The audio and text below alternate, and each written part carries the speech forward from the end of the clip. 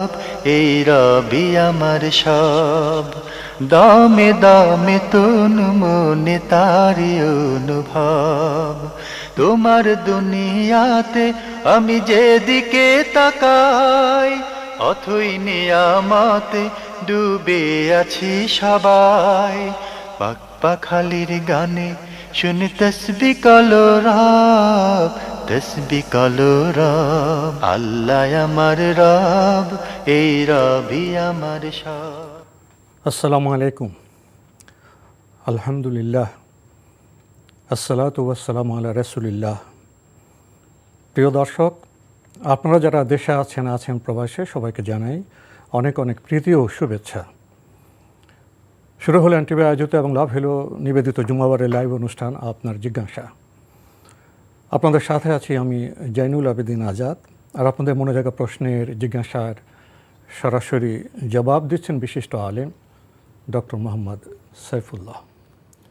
আসসালামু আলাইকুম ওরহমতুল্লাহি ওয়া বারাকাতুহু।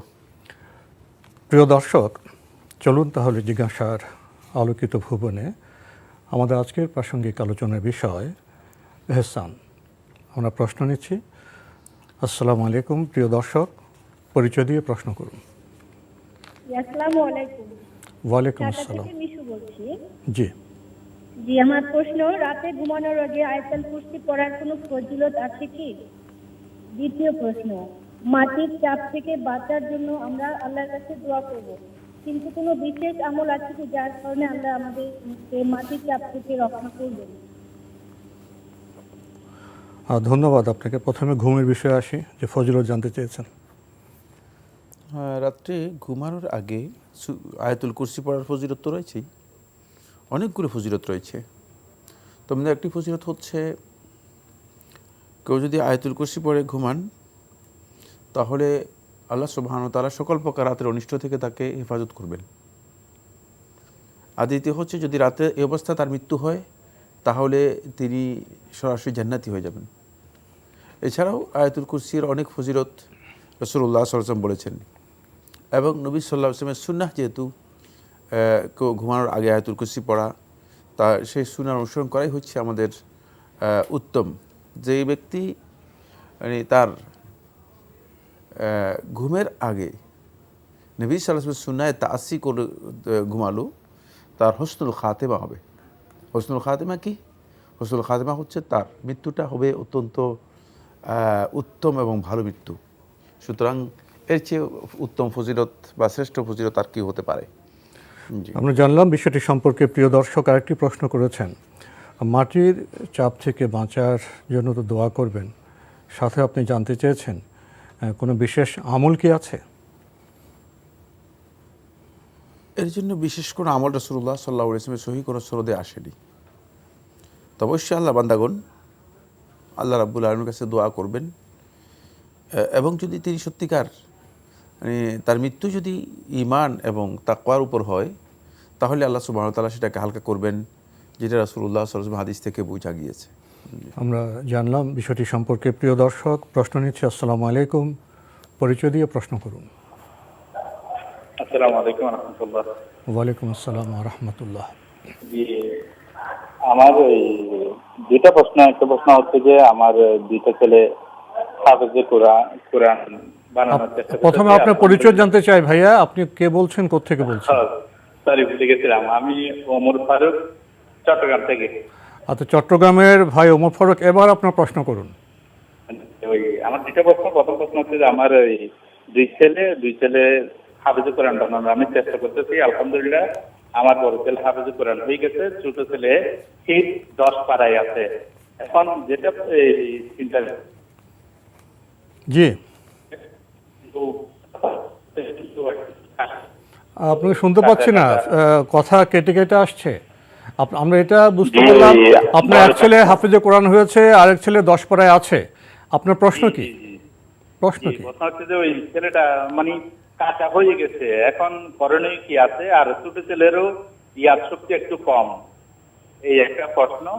আর দ্বিতীয় প্রশ্ন হচ্ছে যে ওই সমুদ্রের ব্যাপারে, মানে সমুদ্রের বিষয়গুলো তো আসলে খুব ভয়ঙ্কর রূপ নিয়ে দাঁড়িয়েছে। তা আমি না বুঝে টাকা উঠাই ফেলছি 60,000 টাকা। এখন একটু যদি কোনো পরামর্শ দিতেন। কিসের টাকা?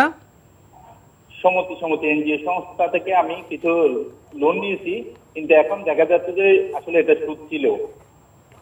আপনি জানতেন না, এখন কি করবেন এই তো? হ্যাঁ, এখন আমার বিষয়টা কিরকম হতে পারে কিংবা করণীয় কি আছে? জি, জি, জি। এগুলো অ্যাভেলেবেল হয়ে গেছে, অ্যাভেলেবেল মানে মনেই করতে জি, বুঝতে পেরেছি আপনার প্রশ্ন, বুঝতে পেরেছি। তো আপনার দুটি প্রশ্ন, আপনার দুটি ছেলে, একটি ছেলে হাফেজে কোরআন হয়েছে, একজন 10 পারায় আছে। আপনি কথা বলছিলেন, কেটে কেটে আসছিল। আমরা যদি বুঝতে পেরেছি কি স্মৃতি কম বা এই যদি কিছু বলেছেন, কি করবেন? যদি এমন হয় যে আপনার সন্তান হেফজ করার মতো তার স্মৃতিতে ঘাটতি আছে বা কম আছে, চেষ্টা করেছেন কিন্তু হয়নি, তাহলে তাকে দিনই অন্য জ্ঞান দান করুন। মানে বাধ্যতামূলক নয় যে যার স্মৃতিতে দুর্বলতা আছে, স্মৃতি কম আছে, মুখস্থ হয় না, সোজা কথা মুখস্থ হয় না, স্মৃতিশক্তি কম, তাহলে তাকে বাধ্য করতে হবে, জোর করতে হবে হিফজের জন্য। আল্লাহ তার কাছে দোয়া করুন, আল্লাহ রাব্বুল আলামিনের কাছে দোয়া করুন, যতটুকু হেফজ করেছেন ততটুকু যেন তিনি ধারণ করতে পারেন, বহন করতে পারেন, রাখতে পারেন, সেটা চেষ্টা করুন। আর যতটুকু হেফজ করতে পারেনি, স্মৃতিশক্তি কম হওয়ার কারণে আল্লাহর কাছে বেশি বেশি করে দোয়া করুন এবং দিনের অন্য জ্ঞান দান করুন। কারণ কোরআন হেফজ করাটা মানে যেহেতু পরিপূর্ণরূপে হেফজ মুখস্থের উপর নির্ভরশীল, সুতরাং এক্ষেত্রে শুধুমাত্র সাধারণ যেই মানে মানুষের উপলব্ধি বোধ আছে এটা যথেষ্ট নয়, বরং সেখানে মুখস্থের একটা ভিন্ন মানে শক্তি থাকতে হবে, বিশেষ সামর্থ্য থাকতে হবে। এবং সেটা মানে মুখস্থ করার শক্তি যাদের বেশি তারাই কেবলমাত্র সেটা মুখস্থ করতে পারে। যে মুখস্থ করতে পারছে না তাকে জোর করার কোনো দরকার নেই, তাকে শরিয়ার দ্বীনের অন্য যে জ্ঞান আছে সেগুলো দান করুন। এখানে একথা বোঝার বিষয় আছে, সেটা হচ্ছে অনেকে মনে করেন যে হাফেজে কোরআন হলেই তিনি মানে সরাসরি জান্নাতি হয়ে যাবেন। শুধুমাত্র হাফেজে কোরআন জান্নাতে যাবেন আর বাকিরা জান্নাতে যাবে না, একথাও শুদ্ধ নয়। সেক্ষেত্রে কোরআনের হাফেজ যারা রয়েছেন তাদের যেমন মর্যাদা রয়েছে, যারা কোরআন পড়ে বুঝে উপলব্ধি করে কোরআনের হুদুদগুলো, কোরআনের সীমারেখাগুলো যারা মেনে চলে থাকে, তাদের মর্যাদা এখানে অত্যন্ত গুরুত্বপূর্ণ। মূলত হাদিসের মধ্যে যে ফজিলতের কথা এসেছে, সেই ফজিলত হাফেজ কোরআন শুধুমাত্র কোরআনের শব্দ যারা মুখস্থ করে তাদের ব্যাপারে আসেনি, বরং কোরআনের শব্দ, কোরআনের অর্থ, কোরআনের মর্ম, কোরআনের দাবি এবং কোরআনের যে হুদুদ সীমারেখা আছে সেটাকে যারা হেফজ করে থাকে তাদের ব্যাপারে এই ফজিলতের কথা এসেছে। আলেমদের জন্য তো ফজিলত আছে। আমরা বিষয়টি সম্পর্কে জানলাম। আপনি আরেকটি প্রশ্ন করেছেন যে আপনাদের এলাকায় আপনি সমিতি থেকে লোন নিয়েছেন, তখন তেমন সচেতন ছিলেন না, এখন উপলব্ধি করছেন এই লোন তো সুদের ভিত্তিতে আছে, তো কী করবেন এখন? সুদ থেকে বেরিয়ে আসতে হবে। কি সহজ কথাকে এটা আমার কাছে প্রশ্ন করবেন আর নিজের কাছে প্রশ্ন করবেন। যখনই ইমানদার ব্যক্তির এই চেতনা আসবে যে আমি সুদি কারবারে যুক্ত হয়ে গিয়েছি, যেটা আল্লাহ তাআলা হারাম করেছেন, সাথে সাথেই তিনি সুদ থেকে নিজেকে মুক্ত করে নেবেন। এবং কিভাবে মুক্ত করে নেবেন? যেভাবে মুক্ত করা দরকার সেভাবে মুক্ত করে নেবেন। এটা একেবারেই সহজ বিষয়, মাসা প্রশ্ন করারই কোনো অবকাশ নেই। জি, আমরা জানলাম বিষয়টি সম্পর্কে। প্রিয় দর্শক, প্রশ্ন নিচ্ছে। আসসালামু আলাইকুম, পরিচয় দিয়ে প্রশ্ন করুন। আমি নামটা বলতে পারছি না, তবে জায়গার নাম বলতে আমি খুলনা থেকে বলছি। আমি আসলে নামটা আমি একটাই প্রশ্ন করবো। জি, আমার প্রশ্ন হচ্ছে যে স্বামী যদি রাগ করে গর্ভকালীন অবস্থায় 3 তালাক দিয়ে বসে, তাহলে কি সেটা কার্যকর হবে? রাগের মাথায় রাগ করি একবারে 3 তালাক না? জি, গর্ভকালীন অবস্থায় না? জি জি। আচ্ছা, ধন্যবাদ আপনাকে। আপনি স্পষ্ট প্রশ্ন করেছেন। স্বামী যদি গর্ভকালীন অবস্থায় রাগ করে একবারে 3 তালাক দেন, এ তালাকের কী অবস্থা হবে? রাগ করে যদি তালাক দিয়ে থাকেন তাহলে সেক্ষেত্রে 1 তালাক হতে পারে। বাকি এই মাসালাটি অবশ্যই মানে স্বামীর উপর ওয়াজিব হচ্ছে বিস্তারিত তিনি লিখিতভাবে কোনো একজন যোগ্য আলেমের কাছে গিয়ে জেনে নেওয়ার জন্য চেষ্টা করবেন। জি, আমরা জানলাম বিষয়টি সম্পর্কে। প্রিয় দর্শক, প্রশ্ন নিচ্ছে। আসসালামু আলাইকুম, পরিচয় দিয়ে প্রশ্ন করুন। আসসালামু আলাইকুম। ওয়ালাইকুম আসসালাম। আমি মাহবুব বলছিলাম সিরাজগঞ্জ থেকে। জি ভাইয়া, বলুন। আমি একজন সরকারি চাকরিজীবী। তা আমার প্রশ্নটা হচ্ছে যে জিবি ফান্ডে যে টাকা থাকে এই জিপি ফান্ডের টাকা আসলে এটা কি যে লাভাংশ হয় এটা কি হালাল না হারাম? এক আর আরেকটা হচ্ছে যে আপনার পোস্ট অফিসে টাকা রাখে, তারপরে এই সোনালী ব্যাংকে, অগ্রণী ব্যাংকে ফিক্সডে টাকা রাখে, এটা কতটুকু হালাল এইটা জানার জন্য এই প্রশ্ন করলাম। এই প্রশ্ন তো ভাই আপনি করবেন পোস্ট অফিসে, তারপরে যে ফান্ডে টাকা রাখছেন সেখানে তো আপনি জানবেন তারা যে আপনাকে লভ্যাংশ দিচ্ছে এটা কি লভ্যাংশ না এটা সুদভিত্তিক, সেখানে তো আপনি কোয়ারি করলে প্রশ্ন করলে ভালো জানতে পারতেন। তো আমাদের কাছে প্রশ্ন করেছেন, দেখি সাহেব কি বলেন। প্রথম কথা হচ্ছে পোস্ট অফিসে সুদের ভিত্তিতে টাকা রাখা হয় তাকে, আর জিপি ফান্ডে যেটা বলেছেন সেটা বিতর্কিত। বাকি এর পদ্ধতি এখনও সুদভিত্তিক বলে আমাদের কাছে যতটুকু জানা আছে ততটুকু। সেক্ষেত্রে যদি সুদের ভিত্তিতে হয় থাকে সেখানে টাকা রাখাও জায়েজ নেই। যেমনিভাবে পোস্ট অফিসেও সুদের ভিত্তিতে ইমানদার ব্যক্তিগণ টাকা রাখবেন না। জি, আমরা জানলাম বিষয়টি সম্পর্কে। প্রিয় দর্শক, প্রশ্ন নিচ্ছে। আসসালামু আলাইকুম, পরিচয় দিয়ে প্রশ্ন করুন। আচ্ছা ভাই। লাইনে আছেন? জি, জি, আসসালামু আপনার আলাইকুম হুজুর। ওয়ালাইকুম আসসালাম, আপনার পরিচয় দিয়ে প্রশ্ন করুন। আমি মাসুম, কুমিল্লা সদর থেকে। জি ভাইয়া বলুন। প্লিজ, আমার প্রশ্ন হলো যে সালাম, মানুষ সালাম দেয়, অনেক সময় দেখা যায় যে যে নেতা বা যার জোর আছে, যে ধনী ওকে সাধারণ মানুষ বা যারা দুর্বল তারা আগে সালাম দেয়। আসলে কি সালামটা কি ছোট বড় ধনীদের সবাই কি সমান অধিকার কিনা? এটা অনেক সময় দেখা যায় যে ওই যার জোর আছে রাস্তা দিয়ে যাইতেছে সালাম দেয় আসসালামু আলাইকুম, আর ওই যে দুর্বল হে সালাম দেয়, কিন্তু যারা জোর আছে তারা সালাম লয় না, নেয় না। আসসালামু আলাইকুম, ওয়ালাইকুম আসসালাম, এটা অর্থটা বলবে এর সাথে আসসালামু আলাইকুম। ধন্যবাদ আপনাকে। আপনি সালাম নিয়ে একটি সমাজ চিত্র অঙ্কন করেছেন এবং সালামের অর্থ জানতে চেয়েছেন। আপনি যে চিত্র অঙ্কন করেছেন যে সালামের ক্ষেত্রে কি সাধারণ অসাধারণ কোনো ভেদাভেদ আছে, ছোট বড় ভেদাভেদ আছে, না সবাই সমান? দেখা যায় রাস্তায় যারা সালাম দেয়, যারা একটু বড় তারা অনেক সময় সালাম নেন না। এই যে সালাম চিত্র, মূল কথা ইসলামের সালামের বিধান কি আর অর্থ কি সালামের, এই দুইটি বিষয়। ধন্যবাদ এই ভাইকে।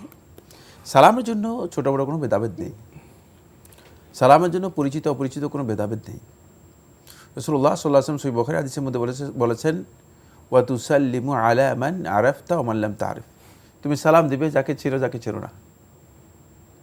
যিনি সালাম দেবেন তিনি সালাম দেবেন এবং সালামের ফজিলত পেয়ে যাবেন। সেক্ষেত্রে কেউ যদি সালামের উত্তর না দেয়, যিনি উত্তর দেন না তিনি গুনাহগার হবেন। কারণ সালাম দেওয়াটা জুমহুর আহলে ইলমের কাছে সুন্নাহ, কিন্তু এর উত্তর দেওয়াটা ওয়াজিব। তাহলে যে ব্যক্তি সালামের উত্তর দেননি তিনি গুনাহগার হবেন। এটি একটি ইবাদত, মানে সুন্নত, কিন্তু এর উত্তর দেওয়াটা ওয়াজিব। বড়, এটা বড় দায়িত্ব, ওটা বড় হয়ে গিয়েছে। মানে ইবাদতটা সুন্নাহ, কিন্তু এর উত্তর দেওয়াটা ওয়াজিব হওয়ার কারণে যদি কোনো ব্যক্তি তিনি সালামের উত্তর না দেন তাহলে তিনি গুনাহগার হবেন এবং তিনি তো সওয়াব থেকেও মাহরুম হয়ে যাবেন। পক্ষান্তরে যিনি সালাম দিয়েছেন তিনি সওয়াব পাবেন। 3 নম্বর যে বিষয়টি আপনি বলেছেন যে অনেক মাতাব্বর, মোড়ল, নেতা এই ধরনের লোকদেরকে অনেকে সালাম দিয়ে থাকে, যদি সেই সালামটা শুধু সৌজন্যতার জন্য হয় অথবা আন তাত্তাকু মিনহু তুকা, মানে তার কাছ থেকে কোনো অনিষ্ট মানে আশঙ্কা আছে, সে আশঙ্কা থেকে বাঁচার জন্য হয়, তাহলে অসুবিধা নেই, তাহলে সালাম দিতে পারবেন। কারণ এই ধরনের দুষ্ট প্রকৃতির লোক তারা ক্ষতি করার বিভিন্ন ধরনের স্কোপ নিতে পারে। এখন হয়তো আপনি সালাম দেন নাই, এটাকে একটা ছুতা করে, এটাকে একটা ইস্যু তৈরি করে হতে পারে যে আপনাকে এই তুমি সালাম দাও নাই কেন, এরপর হয়তো গুন্ডা লাগিয়ে দিয়ে অথবা নিজস্ব লোকদেরকে লাগিয়ে দিয়ে আপনাকে মারারও একটা ষড়যন্ত্র করতে পারে। যদি এ ধরনের হয়ে থাকে সেক্ষেত্রে ইল্লা আন তাত্তাকু মিনহু তুকা, কোরআনের মধ্যে আল্লাহ তাআলা বলেছেন যদি তোমরা এ ধরনের কোনো আশঙ্কা করো যে সে তোমাদের কোনো ক্ষতি করতে চায়, তাহলে সেক্ষেত্রে তোমরা তার সাথে সৌজন্যতা বজায় রাখতে পারবে এবং সেই সৌজন্যতা বজায় রাখাটা জায়েজ, ইসলামী শরীয়তে না জায়েজ নয়। সালামের অর্থ জিজ্ঞেস করেছেন আসসালামু আলাইকুম, অর্থ কি? যে আপনার উপর শান্তি বর্ষিত হোক, আপনার উপর শান্তি আল্লাহর পক্ষ থেকে। এ সালাম অত্যন্ত গুরুত্বপূর্ণ একটি ফজিলত বহন করে। সবচেয়ে বড় যে ফজিলত সেটা হচ্ছে সালামের মাধ্যমে পরস্পরের ভালোবাসা তৈরি হয়, সৃষ্টি হয়। সালামতের দুটো পক্ষ থাকে, একজন সালাম দেবেন গ্রহণ করেন, একজন গ্রহণ করেন। এক্ষেত্রে মর্যাদা বেশি কি এবং ফজিলত বা লাভ বেশি কার? মর্যাদা এবং ফজিলত হচ্ছে যিনি সালাম দিবেন তার। জি, তারা সালাম দেওয়ার মধ্যেই কল্যাণ। জি জি। আমরা জানলাম বিষয়টি সম্পর্কে। প্রিয় দর্শক, প্রশ্ন নিচ্ছে। আসসালামু আলাইকুম, পরিচয় দিয়ে প্রশ্ন করুন। ওয়ালাইকুম আসসালাম। আসসালামু আলাইকুম ওয়া রাহমাতুল্লাহ। আমার নাম মঞ্জুর, গাইবান্ধা থেকে প্রশ্ন করছি। জি ভাইয়া বলুন। আমার প্রশ্ন হলো, এই সুদ ঘুষ এই বিষয়ে আমরা জানার পরেও আল্লাহ পাক বলছে যে ইবাদত কবুলের প্রথম শর্ত হলো হালাল উপার্জন। সেক্ষেত্রে সুদ ঘুষ হারাম জানা সত্ত্বেও মসজিদের ইমাম মুয়াজ্জিন তারা কিভাবে তাদের কাছ থেকে হাদিয়া নিয়ে সেই মসজিদের ওই ইমামের পিছনে আমাদের নামাজ পড়া কতটুকু যৌক্তিক? আর বিনয়ের সঙ্গে আপনাদেরকে বলবো, আপনারা অনেক জ্ঞানী এই বিষয়ে, আপনারা যদি একটু খুব শক্তভাবে মসজিদের ইমাম মুয়াজ্জিনদেরকে বলতেন যে সুদ ঘুষ কারবারি যারা প্রকাশ্যে সমাজে এই বিচরণ করে তাদেরকে সরাসরি বয়কট করার জন্য মসজিদে এলান করে দেওয়া উচিত। এটা আমার অনুরোধ আপনাদের প্রতি। ধন্যবাদ আপনাকে। আপনি একটি চিত্র বর্ণনা করেছেন এবং একটা ভূমিকা দিয়েছেন। সুদ ঘুষ যারা খায়, আপনি বলেছেন যে ইবাদত কবুলের শর্ত এই সুদ ঘুষ এগুলো না খাওয়া। এরপরও যে সমস্ত ইমাম বা মুয়াজ্জিন ওইসব ব্যক্তি থেকে হাদিয়া নেন, তাদের পেছনে নামাজ পড়াটা কেমন? তাদেরকে কি বয়কট করা প্রয়োজন নয়? এবং আপনি এ ব্যাপারে আমাদেরকে শক্তভাবে কথা বলতে বলেছেন। ধন্যবাদ এই ভাইকে। তিনি একটা প্রশ্ন করেছেন, যে প্রশ্নের মধ্যে আসলে অনেকগুলো বিষয় এর মধ্যে যুক্ত রয়েছে এবং অনেকগুলো দৃষ্টিভঙ্গি রয়েছে। বাকি তিনি ইমাম এবং মুয়াজ্জিনদের প্রতি তার একটা বিক্ষুব্ধ অথবা সংক্ষুব্ধ বক্তব্য আমরা লক্ষ্য করেছি। ইমাম এবং মুয়াজ্জিনই শুধুমাত্র সুদ ঘুষ দের কাছ থেকে হাদিয়া নেয় অথবা তাদের সাথে জড়িত আছে, নাকি সমাজের অন্যান্য মানুষগুলো আসলে সুদ ঘুষ এর সাথে যারা জড়িত আছে তাদের সাথে সম্পৃক্ত আছে? শতকরা 2% ইমাম এবং মুয়াজ্জিন পাওয়া যাবে না যারা হয়তো এই ধরনের সুদি কারবারি অথবা যারা ঘুষখোর রয়েছে তাদের সাথে সম্পৃক্ততা রাখে। শতকরা 2% পাওয়া যাবে না।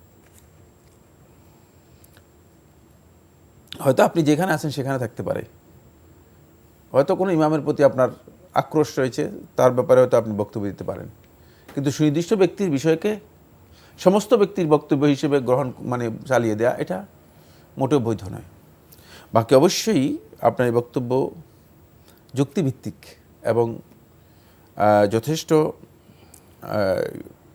মূল্য বহন করে। সেটা হচ্ছে, যদি প্রকাশ্যে সুদ ঘুষ যারা লেনদেন করে এবং এই ধরনের দুর্নীতির সাথে জড়িত আছে, অবশ্যই তাদের ব্যাপারে লোকদেরকে সতর্ক করা উচিত।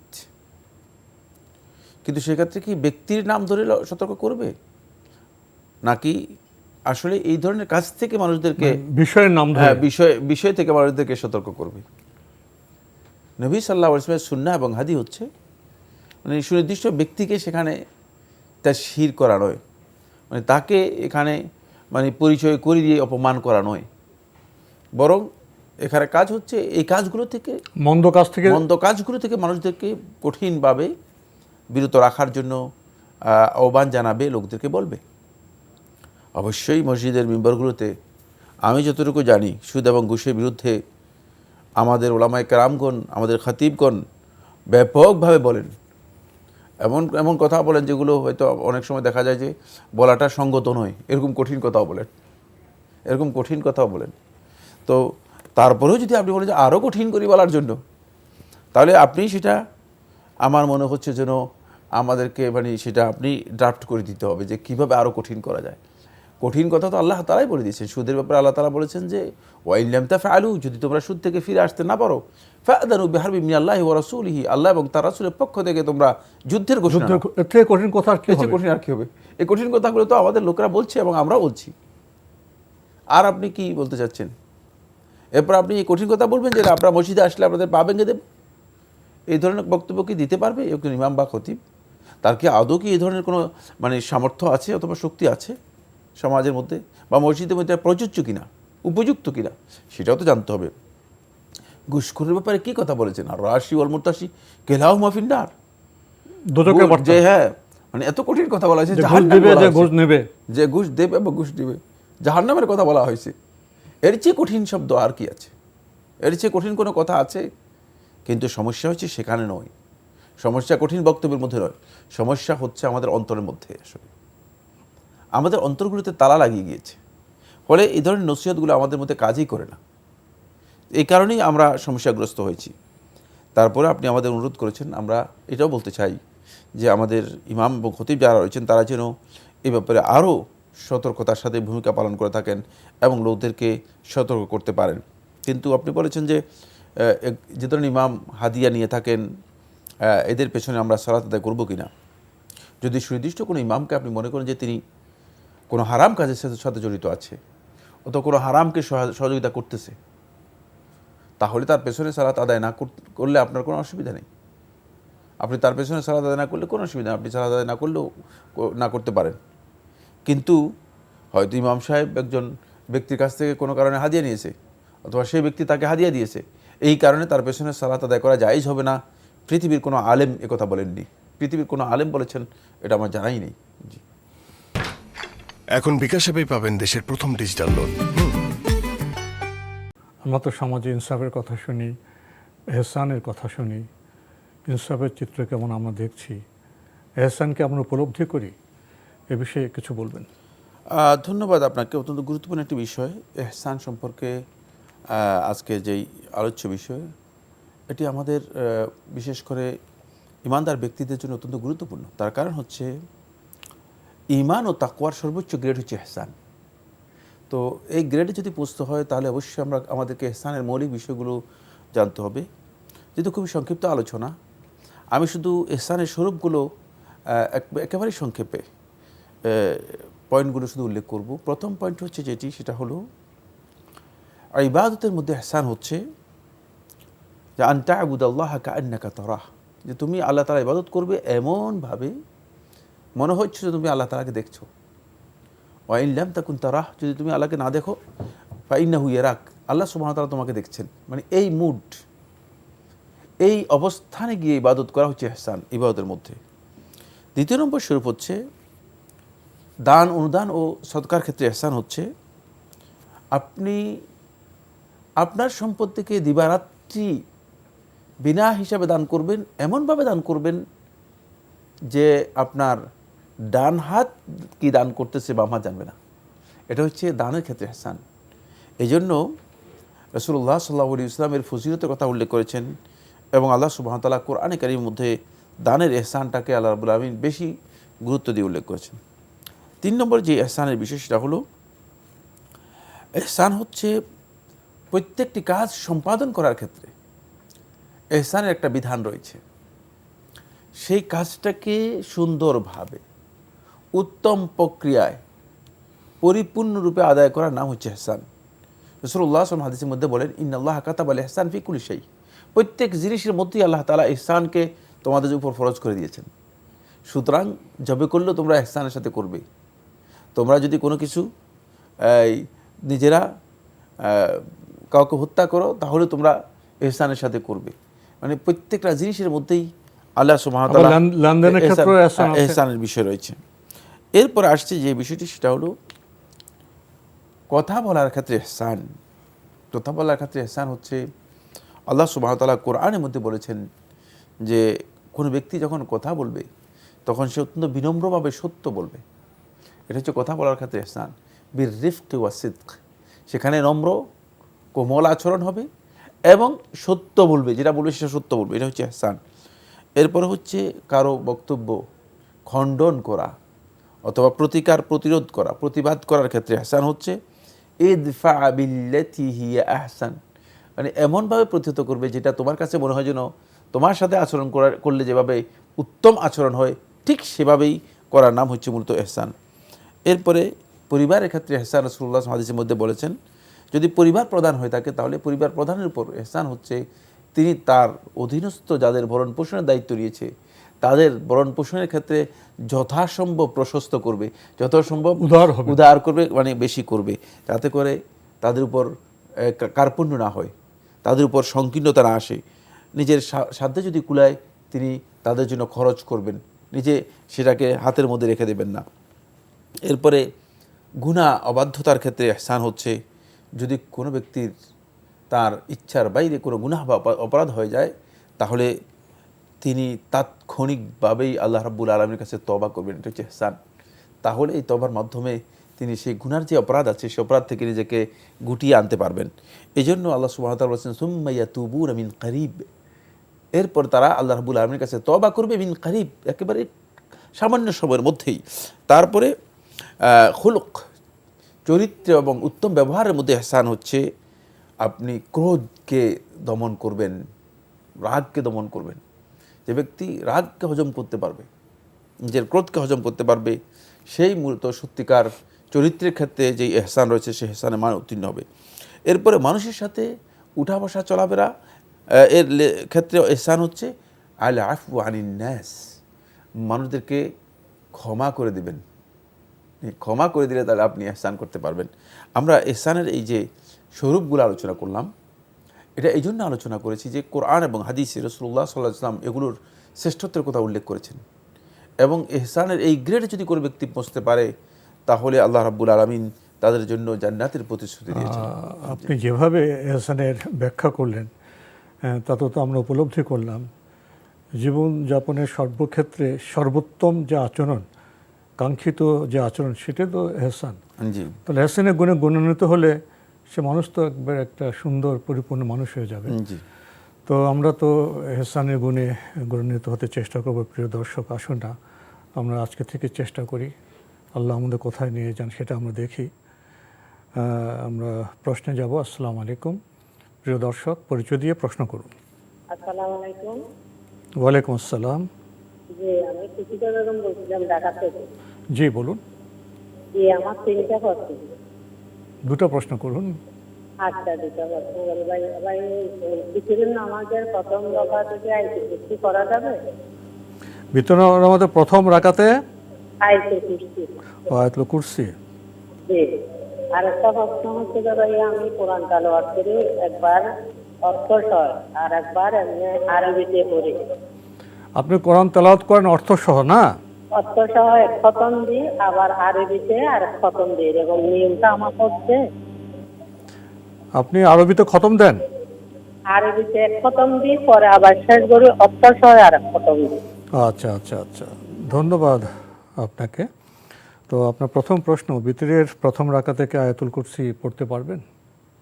কোনো অসুবিধা নেই। ভিতরের প্রথম রাকাতে যদি কেউ আয়াতুল কুরসি পড়েন তিনি পড়তে কোনো ধরনের অসুবিধা নেই। আয়াতুল কুরসি তো আদম আয়াতিন ফি কিতাবিল্লাহ, আল্লাহর কিতাবের মধ্যে সবচেয়ে শ্রেষ্ঠ আয়াত আয়াতুল কুরসি, যেখানে আল্লাহ রাব্বুল আলামিনের বরত্বের মৌলিক বিষয়গুলো তুলে ধরা হয়েছে। সুতরাং কেউ যদি বিতিরের প্রথম রাকাতে তিনি আয়াতুল কুরসি পড়েন তিনি পড়তে পারবেন ইনশাআল্লাহ তাআলা। জি। আরেকটি প্রশ্ন করেছেন, উনি পবিত্র কোরআন আরবিতে এক খতম দেন, এরপর আবার অর্থ সহ আর খতম দেন, এভাবে পড়া ঠিক আছে? কোনো অসুবিধা নেই। কোরআনে কারীম অর্থ সহ যদি মানে খতম করতে চান তাহলে সেটাও জায়েজ, আর আরবিতে যদি খতম করতে চান সেটাও জায়েজ। কিন্তু আপনি অর্থ সহ বলতে কি বোঝাচ্ছেন? যেমন কোরআন তেলাওয়াত না করে শুধু কোরআনের অর্থটা পড়ে যান, শুধু বাংলা অর্থ, শুধু বাংলা অর্থটা পড়ে যান না, কোরআন তেলাওয়াত করবেন। কোরআনের যেই আলফাজগুলো আছে, আয়াতগুলো আছে, সেগুলো তেলাওয়াত করবেন, তারপরে অর্থ আপনি পড়বেন, সাথে অর্থও পড়বেন। জি। আমরা জানলাম বিষয়টি সম্পর্কে। প্রিয় দর্শক, প্রশ্ন নিচ্ছে। আসসালামু আলাইকুম। পরিচয় দিয়ে প্রশ্ন করুন। জি, ওয়ালাইকুম আসসালাম। আমি চিটং থেকে বলতেছি। আসলে আমার একটা প্রশ্ন ছিল, তা হচ্ছে আমি ইবাদত করতে চাই। জি। পুরোপুরি একটা ইবাদতের ভিতরে চলে যেতে, যেমন 5 ওয়াক্ত নামাজ পড়তে, সর্বদা পুরো ইমানের পথে চলে যেতে চাচ্ছি, কিন্তু আমি বুঝতে পারতেছি না যে আমি নামাজ কালাম ঠিক মতো করি আর শরীরের মধ্যে প্রচন্ড ব্যথা শুরু হয়ে যায়, আমি নামাজ পড়তে পারি না, বা আমি যখন মানে সর্বদা সত্যি কথা বলি বা ইমানের পথে চলতে চাই, তখন মানে এমন একটা সমস্যা হয় যে বিশেষ করে সব কথার কথা আমি অসুস্থ হয়েছি। আর মানে আমার কাছে মনে হয় যে আসলে আমার কোনো সমস্যা হচ্ছে ইমানের পথে চলাটা, আসলে কি এটা আমার মনের ভুল হবে না, কারণ সত্যি আমি অসুস্থ থাকি। এখন এই বিষয়ে কি মানে আপনি কি অসুস্থ? না, আমি এমনি সুস্থ থাকি, যখন আমি নামাজ কালাম করি বা আমি কোনো ইমানের পথে মানে চলার চেষ্টা করি তখন আমি অসুস্থ হয়ে যাই। অসুস্থ হয়ে যান, বাধার সম্মুখীন হন, এই তো? হ্যাঁ, মনে নানা রকম কথাবার্তা আসে, এই তো? মনে নানা রকম কথা আসে, তারপরে অসুস্থ হয়ে যায়, শরীরে ব্যথা। ধন্যবাদ আপনাকে। পেয়েছেন তো প্রশ্ন? প্রশ্ন পেয়েছি। তিনি যেটা করেছেন সেটা হলো যে তিনি চান যে ইমানের পথে পরিপূর্ণরূপে যেতে চান, ইবাদত ও সালাতকে নিয়মিত আদায় করতে চান, কিন্তু তিনি যখন এই ধরনের কাজে নিজেকে সম্পৃক্ত করেন তখন মনে হয় যেন শক্তিহারা হয়ে যান, মনোবল হারিয়ে যায়, অসুস্থ হয়ে পড়েন। এর কারণ হচ্ছে এখানে দুটি বিষয় হতে পারে। এক নম্বর যে পয়েন্টটি সেটা হলো মানে ইবাদতের পথে শয়তান সবচেয়ে মানুষদেরকে বাধাগ্রস্ত করে। আপনি প্রথম যে কাজটি করবেন সেটা হলো আপনার উপার্জন এবং খাবার এগুলোকে হালাল ও পবিত্র করার জন্য চেষ্টা করবেন। ইবাদতের জন্য এগুলো খুবই গুরুত্বপূর্ণ বিষয়।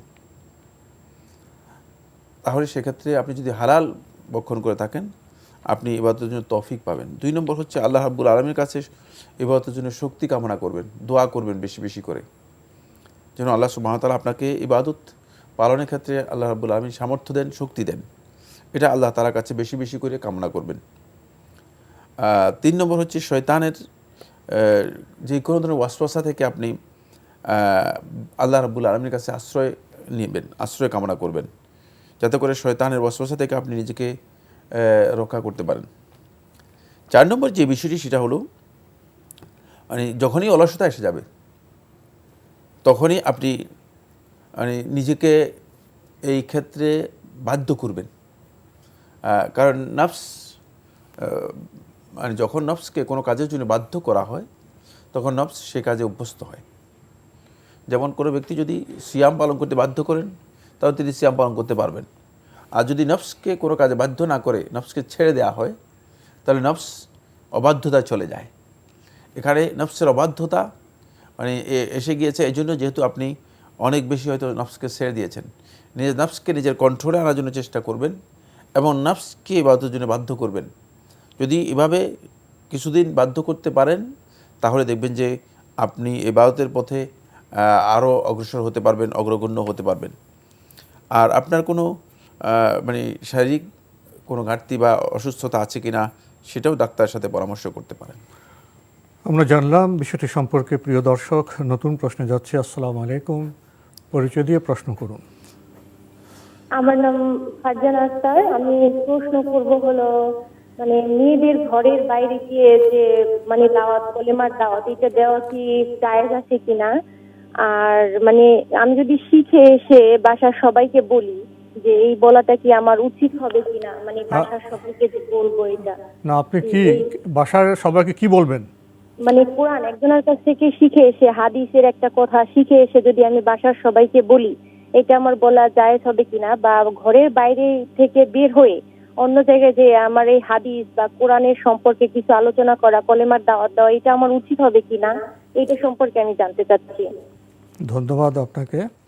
আপনি ব্যাপক প্রশ্ন করেছেন। প্রথমে বলেছেন মেয়েদের বাইরে যাওয়া, দাওয়াতে যাওয়া, অলিমা যাওয়া এটা ঠিক আছে কিনা। তারপর বলেছেন বাইরে গিয়ে যে দাওয়াতে গিয়ে আমি কিছু শিখি, যেমন হাদিস শিখলাম, কোরআনের আয়াত শিখলাম, সেটা এসে বাসায় কি বলা যাবে? যাই হোক, প্রশ্নটি অনেক বড়, কিন্তু আমি খুব সংক্ষেপে যে কথা বলতে চাই সেটা হলো যদি দ্বীনের কোনো বিষয় হয় সেটা আপনি বাহিরে গিয়ে শিখতে কোনো ধরনের বাধা নেই। শর্ত হচ্ছে দুটি। 1 নম্বর শর্ত হচ্ছে যিনি বিবাহিত তিনি অবশ্যই স্বামীর অনুমতি নিয়ে যাবেন। 2 নম্বর শর্ত হচ্ছে তিনি যখন বের হবেন তখন অবশ্যই তিনি পর্দার সাথে বের হবেন। আর যেখানে যাচ্ছেন সেখানে যাওয়াটা তার নিরাপত্তা আছে কিনা সেটা নিশ্চিত করতে হবে। এটা হলো যে জায়গায় যাচ্ছেন সেই জায়গায় তার যাওয়াটা আসলে কতটুকু নিশ্চয়তা অথবা নিরাপত্তা আছে, কতটুকু নিরাপদ সেই বিষয়টি তিনি নিশ্চিত হবেন। এই শর্তগুলো যদি পূরণ হয় তাহলে আপনি বাইরেও যেতে পারবেন দিন শেখার জন্য অথবা দিনের কথা জানার জন্য অথবা কালেমা এবং ঈমানের কথাগুলো শোনার জন্য। আর সেক্ষেত্রে যদি দিনই কোনো বিষয়ে বাইরে আসেন তাহলে সেটা ঘরেও আপনি লোকদেরকে জ্ঞান দিতে পারবেন। কিন্তু জ্ঞান দিয়ে আর আগে খেয়াল রাখতে হবে যে আপনি যেটা শিখেছেন সেটা সহি কিনা, সেটা শুদ্ধ কিনা। আপনি এই শুদ্ধ কিনা সেটাকে যাচাই করার জন্য আপনাকে একটা মানদণ্ড নিতে হবে। হয়তো কোনো যোগ্য আলেমের কাছ থেকে এই বিষয়টি নিশ্চিত হয়ে নেবেন অথবা কোরআন এবং হাদিস বই পড়ে সেটাকে আপনি নিশ্চিত করবেন যে হ্যাঁ এটা এই কথাগুলো বইও থাকা দরকার, হ্যাঁ এই কথাগুলো যেগুলো শিখেছি সেগুলো ঠিক আছে। কারণ একজনের কাছ থেকে মুখে শুনলেন অথচ তিনি ভুল বলেছেন, আর এসে ঘরে আপনি শিক্ষা দিয়ে দিলেন, আপনি সেটাও জানলেন না যে এটা আমি যে শিখলাম আমার এই শিক্ষাটা শুদ্ধ আছে কিনা, তাহলে আপনার জন্য এটা শেখানো উচিত নয়। এই জন্য অবশ্যই আপনাকে কনফার্ম হতে হবে যে আপনি যেটা শিখেছেন বা আপনাকে যেটা শেখানো হয়েছে সেটা ঠিক আছে কিনা। সেটা একজন আলেমকে, যোগ্য আলেমকে জিজ্ঞেস করে আপনি সেটাকে ভেরিফাই করতে পারেন যে আলহামদুলিল্লাহ আমি যা শিখেছি ঠিকই শিখেছি। অথবা কোরআন এবং হাদিসের রেফারেন্স থেকে আপনি সহযোগিতা নিতে পারেন। সেক্ষেত্রে যার কাছ থেকে শিখছেন তাকেও বলবেন যে আমাদেরকে কিছু রেফারেন্স বই দেন, কিছু বুক দেন আমাদেরকে, কারণ এটা মৌখিক দিন নয়। হাদিসটা কোথায়? এটা মৌখিক, আমাদের কাছে কোরআন এবং হাদিস রয়েছে, ঠিক না? আমাদের কাছে কোরআন এবং হাদিস রয়েছে, সুতরাং এটা মৌখিক দিন নয়। তাই তার কাছ থেকেও সেই রেফারেন্স নিয়ে আপনি আসতে পারেন। তবে দাওয়াতের ক্ষেত্রে অনেকগুলো দাওয়াত শুধুমাত্র বলে দেওয়ার নাম নয়। দাওয়াতের ক্ষেত্রে আরও কিছু বিষয় রয়েছে যেগুলো আমাদেরকে জানতে হবে। দাঈল আল্লাহর কিছু বৈশিষ্ট্য আছে, তিনি দাওয়াতি কাজ করতে গিয়ে যাতে বড় ধরনের কোনো সমস্যা তৈরি না হয় সেই বিষয়গুলো তিনি সেখানে বোঝার জন্য চেষ্টা করবেন। কিন্তু যদি আপনি কাউকে বলেন যে ভাই আমি এরকম একটা কথা জানছি, এটা যদি যখন সহি মনে করবেন তখন একজন বলতে এরকম এরকম জেনেছি, আপনিও এটা আমল করতে পারেন, এটা বলা অবৈধ নয়, জায়েজ হয়েছে বলতে পারবেন ইনশাআল্লাহ তাআলা। মেয়েরা কি অলিমা বা দাওয়াতে যেতে পারবে? হ্যাঁ, অলিমা বা দাওয়াতে যেতে কোনো বাধা নেই, পর্দা মেনটেন করে তো যেতেই পারেন। আমরা জানলাম বিষয়গুলি সম্পর্কে। প্রিয় দর্শক, প্রশ্ন নিচ্ছে। আসসালামু আলাইকুম, পরিচয় দিয়ে প্রশ্ন করুন। লাইনে আছেন? ওয়ালাইকুম আসসালাম ওয়া রাহমাতুল্লাহ। হ্যালো, জি আমরা আপনাকে শুনতে পাচ্ছি, আপনার পরিচয় দিয়ে প্রশ্ন করুন। আচ্ছা, বলছি আপনার পরিচয়টা দিন, কোথা বলছেন? আমি রকমুজ্জামান, আমি নাটক থেকে বলছিলাম। কোথা বলছেন? নাটক থেকে রাজশাহী নাটক থেকে বলছিলাম। নাটোর থেকে বলুন ভাইয়া, বলুন। জি, আমি একটা ব্যবসা করি, বুঝছেন। ব্যবসাতে কিছু কিছু মিথ্যা কথা বলা লাগে, যদিও মিথ্যা কথা বলতে শরীরে বাধা দেয় কিংবা আমার ইমানে বাধা দেয়, তারপরে বলা লাগে ব্যবসার খাতিরে। সেইটুকু সেই কথাতেই কতটুকু জায়েজ হবে কি না হবে এটাতে আর কি। আর আমার এক ফ্রেন্ড 5 ওয়াক্ত নামাজ কালাম পড়ছে কিন্তু মাস্টারবেশন করে। আপনি কি জানেন না যে মিথ্যা বলা হারাম? এটা কি জানেন না আপনি? কোনো কোনো ইবাদতের মাধ্যমে, আপনি কি আমাকে শুনছেন? এটা কোনো কোনো আমলের মাধ্যমে কি মিথ্যা বলা যাবে কি না? আপনি দ্বিতীয় প্রশ্নে কি বললেন? 5 ওয়াক্ত নামাজ কে পড়ে? আমার ফ্রেন্ড ছেলে। যে আমার ফ্রেন্ড নামাজ কালাম পড়ে, ঠিক আছে। 5 ওয়াক্ত বন্ধু 5 ওয়াক্ত নামাজ পড়ে? ছেলে 5 ওয়াক্ত নামাজ কালাম পড়ে, ঠিক আছে। তারপরেও কিছু পড়ে, তারপরে কিছু কিছু সময় মাস্টারবেশন করে, সে আমাকে বলে। তাই বলতেছি আমি অনেক বলছি, তারপরেও কিছু কিছু সময় হয়ে যায়। এটা কি কোনো আমলের মাধ্যমে কি কমানো যাবে কিনা নামাজের মাধ্যমে? ধন্যবাদ। আপনার প্রথম যে প্রশ্ন করেছেন সে প্রশ্নে প্রেক্ষিতে আমাদের মধ্যে প্রশ্ন জেগেছে, শায়েখের মধ্যেও প্রশ্ন জেগেছে। আপনি বলছেন যে ব্যবসা করেন, ব্যবসা করতে গেলে মিথ্যা বলতে হয়, মিথ্যা বলি, এটা কি জায়েজ হবে? তো শায়েখ প্রশ্ন করেছিলেন মিথ্যা বলে যে হারাম, এটা কি আপনি জানেন? আপনি তো সে প্রশ্নের কোনো জবাব দেননি, কি বলবেন? না, এবার প্রশ্ন থেকে বোঝা যাচ্ছে যে ব্যবসা করতে হলে মিথ্যা লাগে, এই কথা একেবারেই ডাহা মিথ্যা। এই কথা ডাহা মিথ্যা। ব্যবসা করতে হলে মিথ্যা লাগবে কেন? ব্যবসা এর মধ্যে মিথ্যার কোনো সুযোগ নেই। ব্যবসায় 2টি সূরত, মুসাওয়ামা অথবা আমানা, ইসলাম একেবারে স্পষ্ট করে দিয়েছে। সেক্ষেত্রে ব্যবসায়ী বলবে যে আমি আমার এই জিনিস 200 টাকা কিনেছি, 10 টাকা লাভে আমি বিক্রি করছি। সহজ কথা। মিথ্যা বলবে কেন? মিথ্যা বলার কোনো প্রয়োজনই নেই ব্যবসার মধ্যে। আমরা ধোঁকাবাজির ব্যবসা করবেন তাহলে মিথ্যা বলবেন। আর এই মিথ্যা, আপনি আমার কাছে প্রশ্ন করছেন যে মিথ্যা জায়েজ কিনা। মিথ্যা কোনো অবস্থায় জায়েজ নেই। যেটা হারাম সেটা জায়েজ কিভাবে? হারাম, এবং হারাম নয় শুধুমাত্র, খুব ভালো করে জানুন যে মিথ্যা বড় যে 3টি কবিরা গুনাহ রয়েছে তার মধ্যে একটি, অত্যন্ত ভয়ঙ্কর অপরাধ। সুতরাং মানে ব্যবসা করছেন, ব্যবসার হালালকে হারামে পরিণত করবেন না। হালাল ব্যবসা থেকে উপার্জনটাও হারাম হয়ে যাবে, ব্যবসাটাও হারাম হয়ে গেল, উপার্জনটাও হারাম হয়ে গেল, দুটি হারাম হয়ে গেল। সুতরাং মিথ্যার কোনো সুযোগ নেই। আর ব্যবসায়ের মধ্যে যদি কেউ মিথ্যা ঢুকায় তাহলে রাসূলুল্লাহ সাল্লাল্লাহু আলাইহি ওয়াসাল্লাম স্পষ্ট করে দিয়েছেন, সহিহ মুসলিমের হাদিসের মধ্যে এসেছে, মুহাইকাত বারাকাতু বাইহিমা, এদের দুইজনের বেচা কেনার যে বরকতটা আছে এই বরকতটাকে নির্মূল করে দেওয়া হবে। বরকতটা পরিপূর্ণরূপে উঠে যাবে, পরিপূর্ণরূপে বরকত উঠে যাবে। সুতরাং আরও বেশি ক্ষতিগ্রস্ত, এই ব্যবসা করেও আপনি বড় ক্ষতিগ্রস্ত হবেন। তাই খবরদার এই কাজ করবেন না। দ্বিতীয় প্রশ্নটি পেয়েছেন? দ্বিতীয় প্রশ্ন যেটা, সেটা তিনি বলতে চেয়েছেন যে মানে তার এক ফ্রেন্ডের কথা বলেছেন যে নামাজ পড়েন কিন্তু তিনি তারপরেও এই একটি কাজ আছে, খারাপ কাজটি করেন। তার এই নামাজ পড়াটা আসলে যথাযথ হচ্ছে না। নামাজ তাকে যেহেতু একটি হারাম কাজ থেকে ফেরাতে পারছে না, সেক্ষেত্রে আমরা তাকে দুটি পরামর্শ দেব। 1 নম্বর পরামর্শ হচ্ছে, যদি সামর্থ্য থাকে তিনি যত দ্রুত সম্ভব বিয়ে করবেন। 2 নম্বর যে পরামর্শ দিব সেটা হচ্ছে, যদি তার মানে সামর্থ্য না থাকে তাহলে তিনি নফল সিয়াম পালন করবেন, নফল সিয়াম পালন করবেন। তারপরে 3 নম্বর যে পরামর্শ দেব সে পরামর্শ হচ্ছে এই, তিনি মানে এমন কোনো খাবার বেশি পরিমাণে খাবেন না যেগুলো শারীরিক উত্তেজনা তৈরি করে থাকে। তাহলে হয়তো তিনি এই ধরনের কাজ থেকে নিজেকে বিরত রাখতে পারবেন, এই ধরনের কাজ থেকে নিজেকে বিরত রাখতে পারবেন। এখন বিকাশ অ্যাপেই পাবেন দেশের প্রথম ডিজিটাল লোন। আমরা প্রশ্ন নিচ্ছি। আসসালামু আলাইকুম, পরিচয় দিয়ে প্রশ্ন করুন। আসসালামু আলাইকুম। আমি আসলে নামটা বলতে চাচ্ছিলাম না। জি আমার 3টা প্রশ্ন আছে। জি করুন, স্পষ্ট করে আপনি প্রশ্ন করুন। একটু কাইন্ডলি আমাকে পরিষ্কার করে একটু উত্তরটা একটু ভালো করে বুঝায় বলবেন। এক হচ্ছে, ফজর এবং মাগরিবের আগে কি তাহিয়াতুল উযুটা পড়া লাগবে? আর এটা কি বাসায় যদি আমি পড়ি, মসজিদে কি পড়া লাগবে বা বাসায় পড়া লাগবে? বাসায় যদি থাকে তাহলে কি আমি পড়তে পারবো কিনা ফজর এবং মাগরিবে তাহিয়াতুল উযু? জি প্রশ্ন বুঝতে পেরেছি।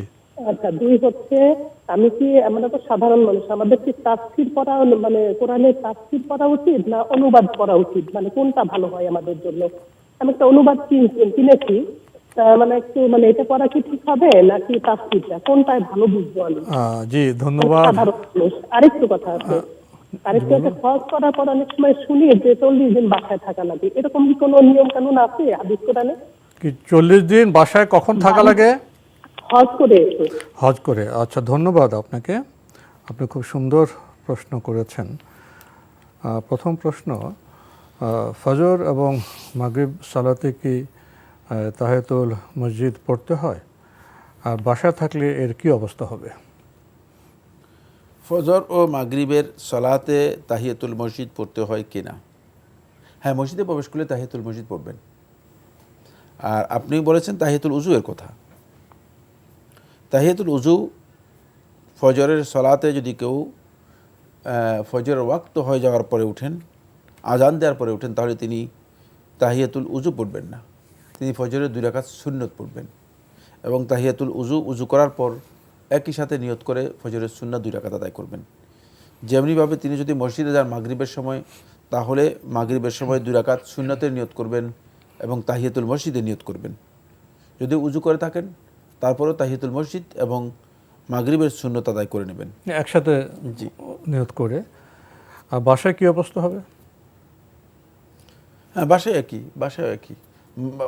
মসজিদে গেলে তাহিয়াতুল মসজিদ হবে, বাসায় তাহিয়াতুল মসজিদ হবে না। সেক্ষেত্রে তিনি শুধুমাত্র সুন্নত আদায় করবেন, মাগরিবের সুন্নত আদায় করবেন অথবা ফজরের সুন্নত আদায় করবেন। জি, উনি আরেকটি প্রশ্ন করেছেন পবিত্র কোরআনের তাফসীর ওনার জন্য বুঝতে ভালো হবে না অনুবাদ ভালো হবে, কোনটা? প্রাথমিকভাবে কোরআনে কারিমের তাফসির পড়ুন, তারপর তাফসির পড়ার পরে যদি আপনি দেখেন যে কোরআনের কিছু অংশ আপনি বুঝতে পেরেছেন, আরও বিস্তারিত জানার জন্য তাফসির পড়তে পারেন।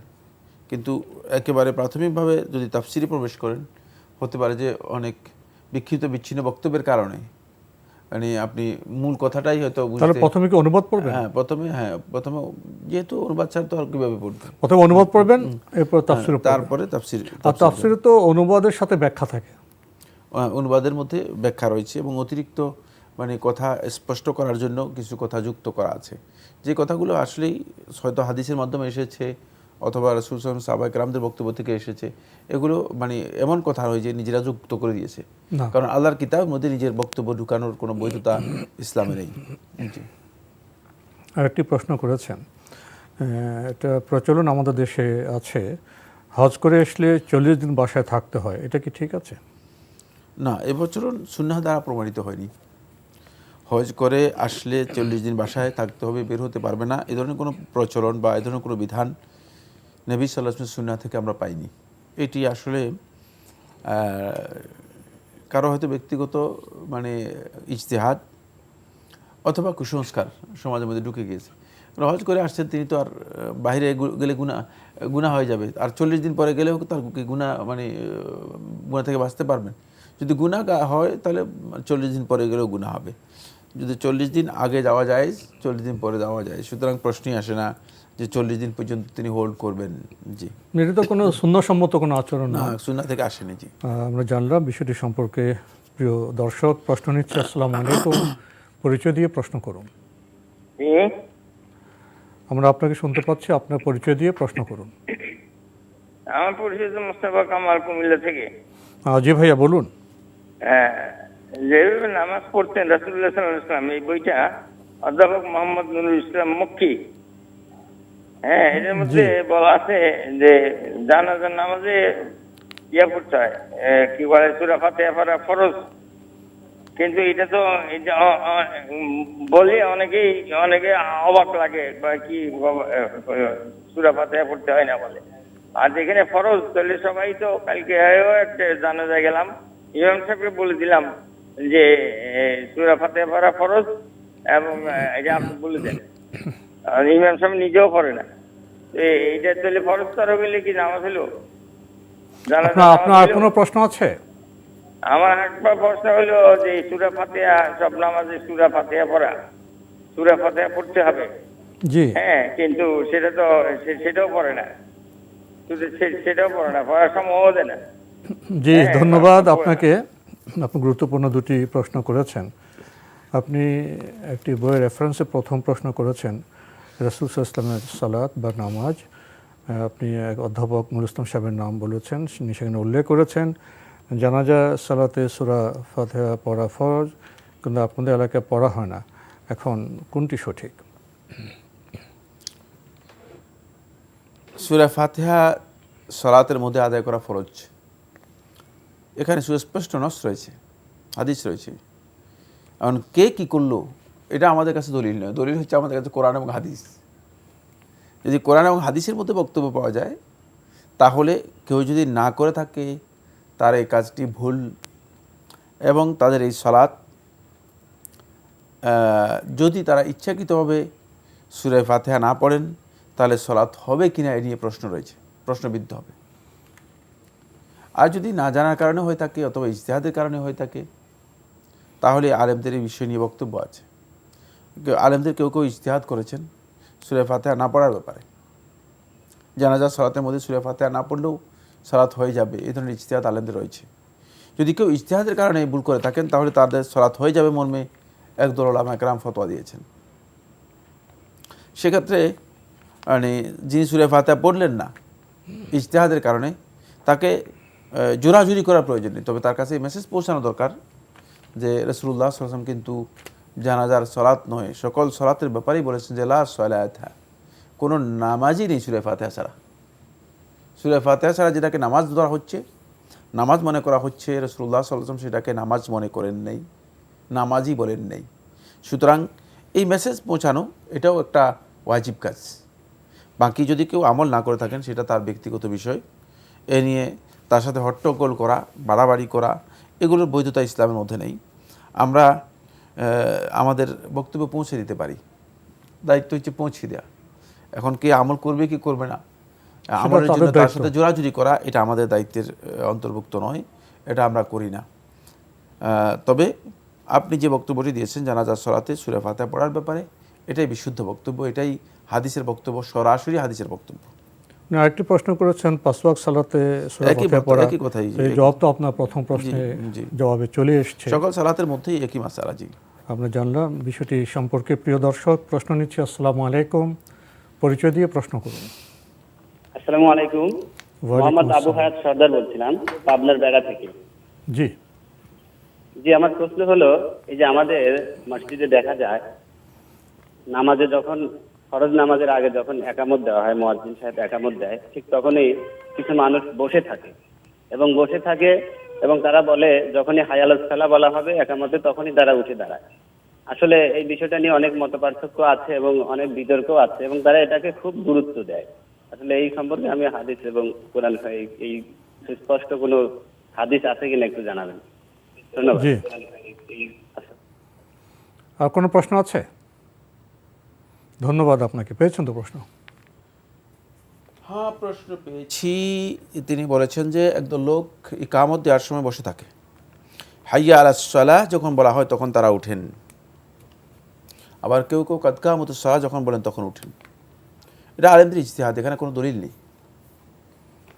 কেউ কেউ হানাফি মাযহাবের বক্তব্য হিসেবে উল্লেখ করেছেন, আবার কেউ কেউ অন্যান্য মাযহাবের দিকেও এই বক্তব্যকে সম্পৃক্ত বা রিলেট করেছেন। বাকি এখানে একটা হাদিস রাসূলুল্লাহ সাল্লাল্লাহু আলাইহি ওয়াসাল্লামের রয়েছে, সেটা হচ্ছে এই যে লা তাকুমু হাত্তা তারাউনি আখরুজ, যে তোমরা ততক্ষণ পর্যন্ত দাঁড়াবে না যতক্ষণ পর্যন্ত আমাকে দেখবে যে আমি বের হয়ে আসছি। ঘর থেকে রাসূলুল্লাহ সাল্লাল্লাহু আলাইহি ওয়াসাল্লাম যখন বের হতেন তখন সাহাবায়ে কেরামগণ দাঁড়াতেন। ইকামতের ক্ষেত্রে যখনই ইমাম সাহেব এসে যাবেন এবং ইকামত ইমাম সাহেব আসার পরেই সুন্নাহ হচ্ছে মুক্তাদিগণ সালাতের উদ্দেশ্যে দাঁড়িয়ে যাবেন। সেক্ষেত্রে ইমাম সাহেব আসার পর মুক্তাদিগণ বসে থাকবেন, ইকামত দেওয়া হবে, তারপরে হাইয়া আলাস সালাহ বলে উঠবেন। এই ধরনের বক্তব্য এই হাদিস থেকেও বোঝা যায় না, আর রাসূলুল্লাহ সাল্লাল্লাহু আলাইহি ওয়াসাল্লামের সরাসরি কোনো হাদিস এখানে নেই। তাই এই কাজটি এত গুরুত্ব দেওয়ার বিষয় নয়, এটাকে সুন্নাহ তো দূরের কথা, মুস্তাহাবও বলার জন্য যেই আমল সাব্যস্ত হওয়া দরকার সালাফদের কাছ থেকে সে ধরনের কোনো আমল সাব্যস্ত হয়নি। মুস্তাহাব বলার জন্য সালাফদের কাছ থেকে এ ধরনের আমল সাব্যস্ত হয়নি, বরং ইমাম সাহেব যখন চলে আসবেন তাহলে তিনি দাঁড়িয়ে যাবেন। কিন্তু ইকামত যদি ইমাম সাহেব আসা আগেই শুরু হয়ে যায় তাহলে লোকেরা ইমাম সাহেব আসা পর্যন্ত কী করবেন, বসতে পারবেন। ইমাম সাহেবকে যখন দেখবেন যে ইমাম সাহেব এসে গিয়েছেন তখন তারা দাঁড়াবেন। এটা হচ্ছে বিধান। জি, আমরা বিষয়টি সম্পর্কে জানলাম। প্রিয় দর্শক, সময়ের কারণে আমরা আজকে আর প্রশ্ন নিতে পারছি না, তবে আপনাদের অবগতির জন্য জানাতে পারি আপনার জিজ্ঞাসা অনুষ্ঠানটি সপ্তাহে রবি, সোম, মঙ্গল, বুধ এই 4 দিন বিকেল 5:30টায় সম্প্রচার হয়ে থাকে। ওইসব অনুষ্ঠানে আপনাদের মনে রাখা প্রশ্ন চিঠির মাধ্যমে, ইমেলের মাধ্যমে পাঠাতে পারেন আমাদের ঠিকানা। পরিচালক আপনার জিজ্ঞাসা, NTB BSSC ভবন, 7ম তলা, 102 কাজী নজরুল ইসলাম এভিনিউ, কারওয়ান বাজার, ঢাকা 1215। ইমেল অ্যাড্রেস আপনার জিজ্ঞাসা @ntbpt.com। এছাড়া NTB অনলাইনেও আপনারা আমাদের অনুষ্ঠান দেখতে পারবেন। ভিজিট করুন www.ntbbt.com। ইউটিউবে এবং আমাদের ভেরিফাইড ফেসবুক পেজে অনুষ্ঠান দেখতে পারবেন।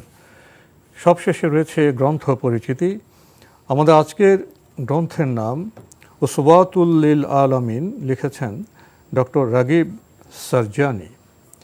এই গুরুত্বপূর্ণ গ্রন্থটি অনুবাদ করেছেন শামীম আহমদ, আর গ্রন্থটি প্রকাশ করেছে মাকতাবাতুল হাসান। দীর্ঘ সূচি রয়েছে এই গ্রন্থে। মানুষ হিসেবে নবীজি সাল্লাল্লাহু আলাইহি ওয়াসাল্লাম, নিশ্চয় আপনি সর্বোন্নত চারিত্রিক গুণাবলীর অধিকারী।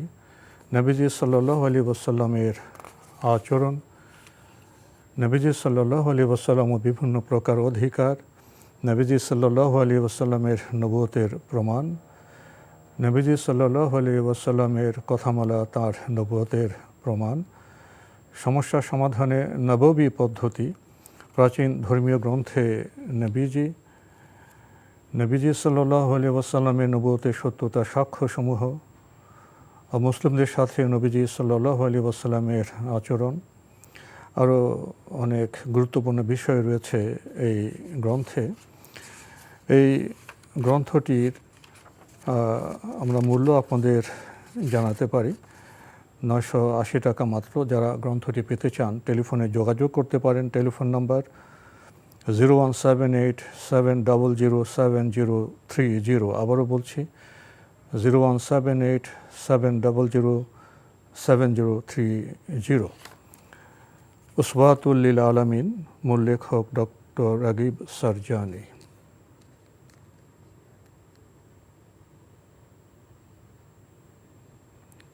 যদি এই গ্রন্থটি সম্পর্কে কিছু বলতেন।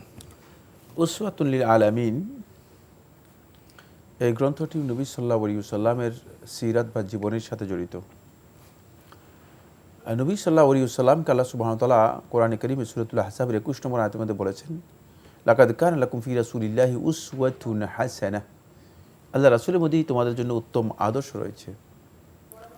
আমাদের রোল মডেল হিসেবে রাসূলুল্লাহ সাল্লাল্লাহু আলাইহি ওয়াসাল্লামকে যদি আমরা গ্রহণ করতে চাই, তাহলে আমাদেরকে জানতে হবে যে আসলে কোন কোন ক্ষেত্রে আমরা রাসূল সাল্লাল্লাহু আলাইহি ওয়াসাল্লামের অনুসরণ করব, কীভাবে অনুসরণ করব, এবং এই রাসূল সাল্লাল্লাহু আলাইহি ওয়াসাল্লামের জীবনী থেকে মৌলিক বিষয়গুলো আমাদের জানা দরকার।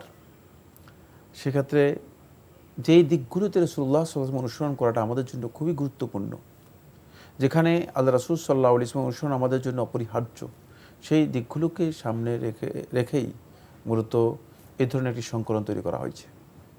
আর রাসূলুল্লাহ সাল্লাল্লাহু আলাইহি ওয়াসাল্লাম জীবনী তো অনেক বিশাল, এর উপর অনেক বই লেখা হয়েছে, কিন্তু বিশেষ করে যে দিকগুলো আমাদের জীবনে আমরা রাসূলুল্লাহ সাল্লাল্লাহু আলাইহি ওয়াসাল্লাম অনুসরণ করার জন্য দরকার, সেই বিষয়গুলোকে সামনে রেখেই এই সংকলন।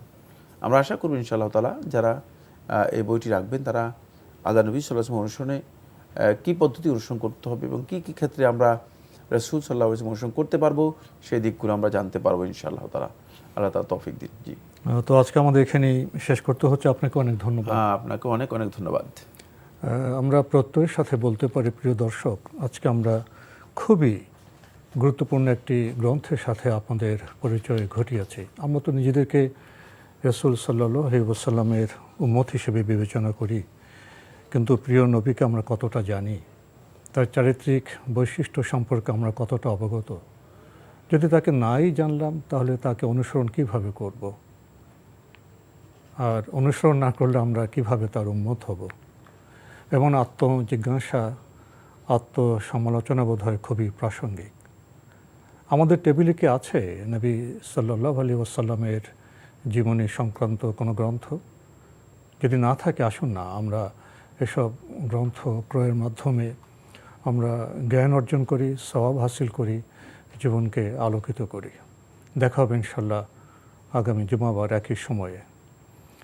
মহান আল্লাহ আমাদের সবাইকে নিরাপদে রাখুন শান্তিতে। আসসালামু আলাইকুম। আল্লাহ আমার রব, এই রবি আমার সব, দামে দামে তুন মনে তারি অনুভব। আল্লাহ আমার রব, এই রবি আমার সব।